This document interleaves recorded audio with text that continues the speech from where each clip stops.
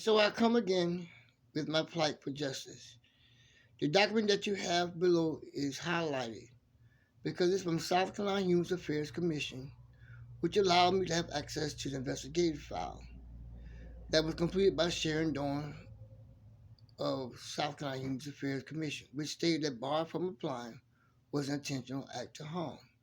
And therefore, South Carolina Human Affairs in the state of South Carolina did everything they could to deny me access to those documents, even though this policy states that if you provide them with a case docket number, an ongoing litigation case, you should have access to that file.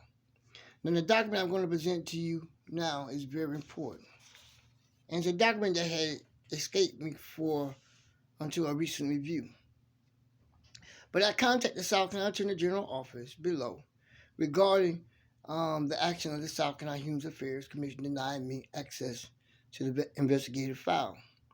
And as you can see above, this is a response from the South Carolina Attorney General office, which has some significant content. I'm going to read it for you, and I'm going to explain why. Dear Mr. Jenkins, please be aware that by law, our office can only provide legal advice to public officials. Furthermore, due to our involvement in previous litigation in your case, our office cannot address your correspondence. Please seek the advice of your legal counsel for further assistance. Well, I have never spoken to anyone at the South Carolina Attorney General office regarding my civil rights complaint. And when we went to court, South Carolina Attorney General office never filed papers on behalf of the state of South Carolina, never came to court representing the state of South Carolina. So the question is, what involvement did the South Carolina Attorney General office have with my civil rights complaint? Because they never protected me from harm, and they never did defend me against civil rights violation. So what involvement did the South Carolina Attorney General have? So based on this content, it took me to another conversation that I had with the United States Equal Employment Opportunity Commission of Greenville, South Carolina, under the leadership of Patricia Fuller.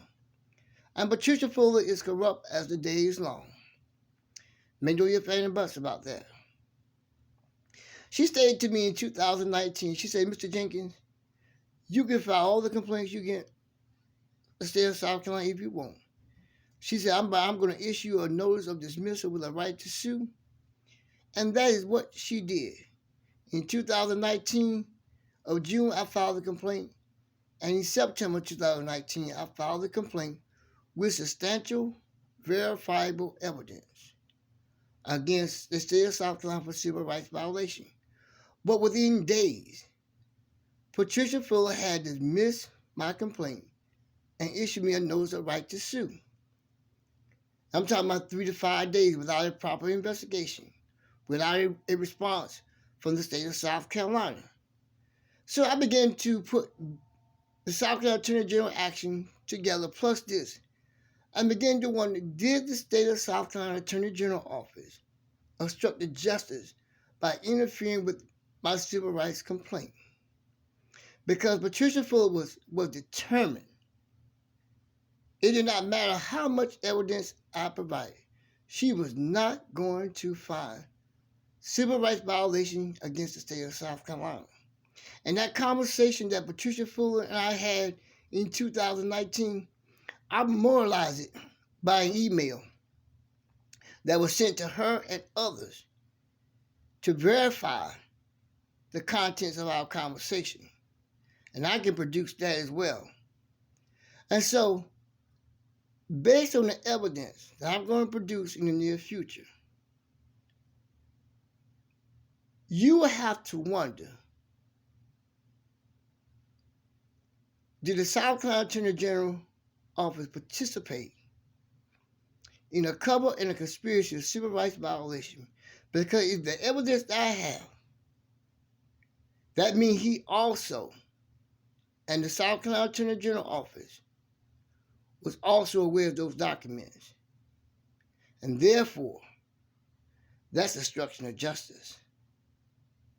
because I never received any correspondence from the South Carolina Attorney General office regarding my civil rights complaint.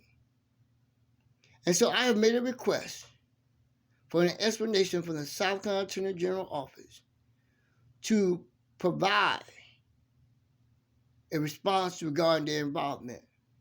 I've also made requests of the United States Equal Employment Opportunity Commission of Greenville, South Carolina, to provide their involvement with the South Carolina Attorney General office.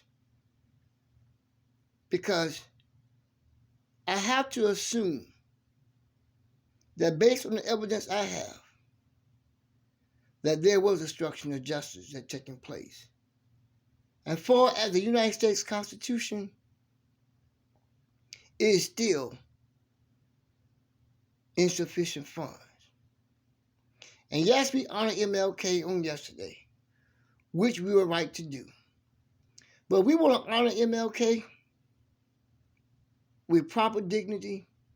Let's be about the business of his words and not trying to get on TV for 30 seconds, not trying to have the greatest post on Facebook or Instagram. But let's live up to the meaning of his word. And then that will give honor to Dr. King, to those that came before him, those that served with him, those that came after him, and those that will come. But if all we do is quoting famous quote by Dr. King and we ain't living up to the meaning of his words and others, that's a disservice to Dr. King. And it's a disservice to those who have been met with civil rights violation. To the United States Department of Justice, I am requesting an investigation into the South Carolina Attorney General office and the United States Equal Employment Opportunity Commission of Greenville, South Carolina, for obstruction of justice. Justice is still required.